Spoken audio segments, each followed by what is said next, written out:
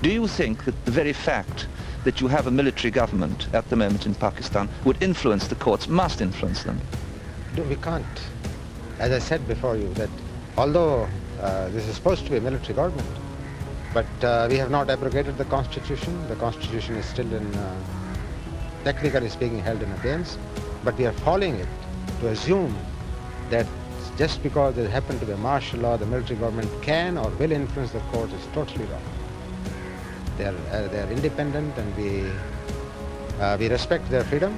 And I have always said that the judiciary must be independent of the executive, and they must do what the justice demands.